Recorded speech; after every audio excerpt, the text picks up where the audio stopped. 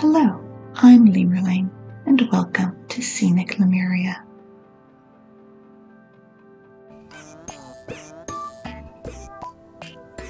Something a little different today. Let's talk gyroids. If you're like me, you may be struggling with what to do with these cute little creatures, well, whatever they are. But many of us enjoy collecting them, and we make a little room full of gyroids, and that's where we stop. So I've been experimenting, and I wanted to give you 5 different ways to use gyroids that you might not have thought of. Let's start by taking an up-close look at all 36 gyroids. They come in a lot of shapes and sizes and sounds. Most gyroids are customizable in several different colorways to match any setting or decor. I've chosen the green variation here for all the types where that was available, and the muted or most natural version for the rest. A room full of gyroids has a lot of energy, but it's pretty chaotic and noisy. You might not know that you can tap a gyroid to turn it off. When you do, it will return to a set, motionless position and stop making noise. Stopped gyroids become cute little statues able to blend with the build without calling a lot of attention to themselves. I really like how some of them look. There's a wide variety of silhouettes and textures, and I think that they would fit in a lot of different locations if you need just a little something in a corner or on a shelf. But it's when you turn them around to hide their little faces, the full potential of gyroids as decorations starts to be revealed. Let your imagination roam as you take in their back view. They become building blocks that might fit into a lot of different builds. Before I move on to my builds, let me just pause to say, consider clicking that like button. I'm a new creator, so every comment, view, like means the world to me and really helps me grow my channel. If you think you might want to see more about builds, tips, tours, and my own little spin on Animal Crossing, consider subscribing. And now, I promised 5 different ideas. So here's the first one that came to me, using gyroids as column toppers and spires. The shape of this gyroid with its little crenellated top really fit in with the castles, and so I wanted to give it a shot on top of these columns and see if I could make a castle build just a little more interesting. It has a lot of life to it when you leave them active.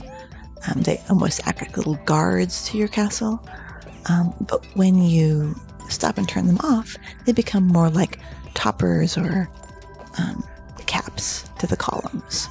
I do want you to notice that you can't turn off a gyroid in the middle of these castle towers. That's because, I guess, the way it's centered in the middle of the object, we can't quite reach it when we're touching the castle, unlike with the columns. You can tap the column and the gyroid on top will turn off, but with the tower it doesn't work. So just keep that in mind. If you put something up there, you won't be able to turn the gyroid off and make them motionless. My next idea is a kind of build that I like to do a lot of, which is a museum build. Here the gyroids are just being used as pieces of art or objects or artifacts. This works especially well, when you're outside and you only can see one side of the gyroid, but inside it works too. As you can see here, they really blend in, especially when you're using other pots and vases and statues. So they just seem like more items, and it just gives you more things to put in a museum, something where you can, fit a certain theme or a certain color scheme. If you've run out of other items to use in this sort of a setting, gyroids are here to be cute little statues, to be kind of creepy artifacts, or just to be sort of abstract, like this little guy. I really like the backside of this gyroid. To me, it looks like a piece of abstract statuary. And, of course, this little green guy was like a little pot. And speaking of pots, my next idea is all about using gyroids as vases or pottery. The ceramic studio is a pretty popular kind of build. I kind of did a little take on one here inside, but they're often done outside, which can work even better. Here I used gyroids in a sort of a white colorway, and then also in green and yellow and orange colors to sort of imply unfinished and glazed pottery. But you'll notice that gyroids have, some of the gyroids anyways, have sort of a vase-like shape or a bottle shape or a pot shape. And especially from the side, you won't notice their faces, or if you turn them completely around. Obviously with the gyroids on the wall, only from the edge do they look just like pots, but I think they work in a lot of situations, and it's just, again, more items to use in a pretty popular build. My next idea was actually the first one that I had, and that's something I saw someone else doing on another island. I wish I could remember which one, and that's using gyroids as cactuses. And it turns out there's actually several different gyroids that look really cute in green. The spiky one is the best for cactuses, but I've used several in here, just turned around so that you can't see their faces and their little arms become part of the arms of the cactus or the succulent. I've got a little floofy-haired gyroid that reminds me of the flowers on the cactuses, and there's a lot of different shapes that succulents come in, so I think this is a really easy way to add just a few more kinds of vegetation, especially to a desert or western dry landscape where we don't have as many options. And if you were outside, you could also plant weeds to sort of blend in a little bit and make the cacti look more like a part of the landscape and less like a placed object.